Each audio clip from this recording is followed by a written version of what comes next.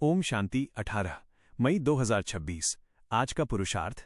आज परमपिता परमात्मा शिव बाबा ने हमें हमारी वास्तविक पहचान और इस समय के महत्व की समझानी दी है।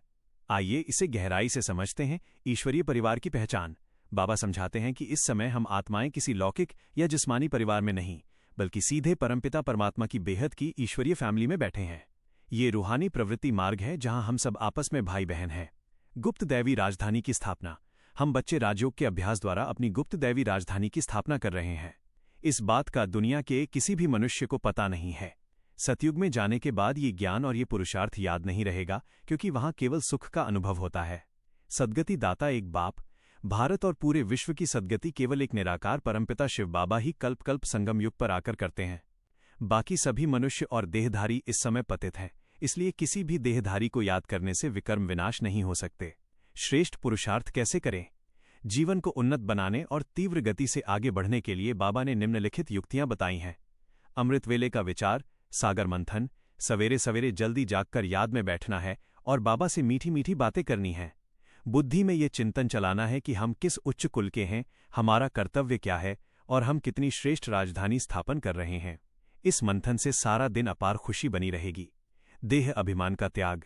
स्वयं को शरीर समझने के बजाय एक सूक्ष्म आत्मा रूप बसंत समझना है।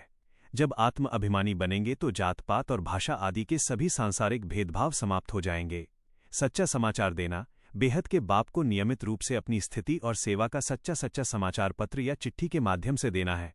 बाबा को याद करने और सेवा की उन्नति का समाचार देने से बुद्धि का ताला खुलता है। सार को ग्रहण करना। हर परिस्थिति, दृश्य या बात को देखते सुनते हुए उसके केवल सार को ग्रहण करना है। अपने हर बोल और कर्म को अर्थपूर्ण व सारयुक्त बनाना है, जिससे पुरुषार्थ सरल और ऑलराउंड बन सके। साधनों से न्यारा रहना। भौतिक साधनों का उपयोग करते हुए भी उनके प्रभाव या आकर्षण से न्यारा रहना है और केवल एक बाप का प्यारा बनकर रहना है। पुरुषार्थ में क्या नहीं करना चाहिए?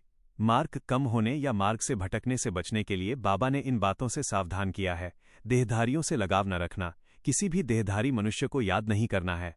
आपस में रूहानी स्नेह रखना है, लेकिन किसी के भी प्रति लौकिक या व्यक्तिगत आकर्षण नहीं बढ़ाना है, अन्यथा वो याद पुरुषार्थ में विघ्न रूप बन जाएगी। साक्षात्कार और ध्यान की चाह न रखना। ध्यान दीदार या साक्षात्कारों के चक्कर में नहीं पड़ना है, क्योंकि इस मार्ग में माया की प्रवेशता बहुत अधिक होती है। इसे बाबा ने भूत की बीमारी कहा है, जो दोनों जहान से दूर कर देती है। ज्ञान मार्ग को बुद्धियोग से समझना है, न कि साक्षात्कारों के आधार पर। पुरानी दुनिया से मोह हटाना। जैसे नया घर तैयार होने पर पुराने घर से दिल हट जाता है, वैसे ही अब नई दुनिया की स्थापना हो रही है। इसलिए इस पुरानी तमोप्रधान दुनिया और पुरानी देह से अपनी आसक्ति पूरी तरह निकाल देनी है। विकल्पों से घबराना नहीं।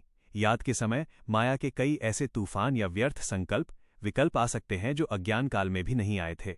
उन विकल्पों से घबराना या डरना नहीं है, बल्कि शिव बाबा शब्द का उच्चारण कर शांतिधाम को याद करना है और विजयी बनना है।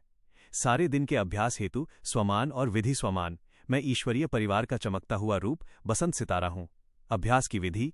अमृत वेले सुबह 3:30 से 4:30 इस स्वमान में स्थित होकर बैठें।